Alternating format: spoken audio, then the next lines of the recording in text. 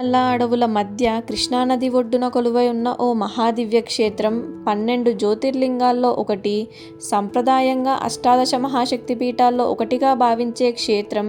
ఒకే చోట శివుడు మల్లికార్జున స్వామిగా, అమ్మవారు భ్రమరాంబాదేవిగా కొలువై ఉన్న పవిత్ర పుణ్యస్థలం అదే శ్రీశైలం. అసలు శ్రీశైలాన్ని ఎందుకు అంత పవిత్రంగా భావిస్తారు? పురాణాల ప్రకారం ఇక్కడ పరమేశ్వరుడు మల్లికార్జున స్వామిగా, పార్వతీదేవి భ్రమరాంబ అమ్మవారిగా కొలువై ఉన్నారు.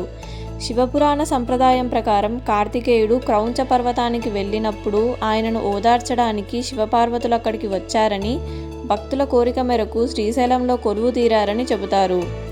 శ్రీశైలంలోని మరో ముఖ్యమైన ప్రదేశం పాతాళగంగ. ఇది కృష్ణానదికి సంబంధించిన పవిత్ర తీర్థస్థలం. భక్తులు ఇక్కడ స్నానం చేసి మల్లికార్జున స్వామిని దర్శించుకోవడం సంప్రదాయం.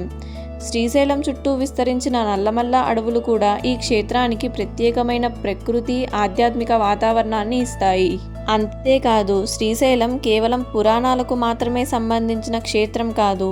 శతాబ్దాలుగా రాజులు, భక్తులు, ధార్మిక సాంప్రదాయాలు ఈ క్షేత్ర అభివృద్ధిలో భాగమయ్యాయి. అందుకే శ్రీశైలం ఒక ఆలయం మాత్రమే కాదు, పురాణం, చరిత్ర, ప్రకృతి, శివభక్తి ఇవన్నీ కలిసిన మహాపుణ్యక్షేత్రం. మీరు శ్రీశైలం దర్శించుకున్నారా? అయితే మీ అనుభవాన్ని కామెంట్లో చెప్పండి. ఇంకా శ్రీశైలంలోని ఏ విశేషం గురించి తెలుసుకోవాలనుకుంటున్నారో కూడా కామెంట్లో చెప్పండి. హర హర మహాదేవ్. ఇలాంటి మరిన్ని పురాణ, చారిత్రక మరియు ఆధ్యాత్మిక కథల కోసం మన చిన్నూస్ హెరిటేజ్ హబ్ను సబ్స్క్రైబ్ చేసుకోండి.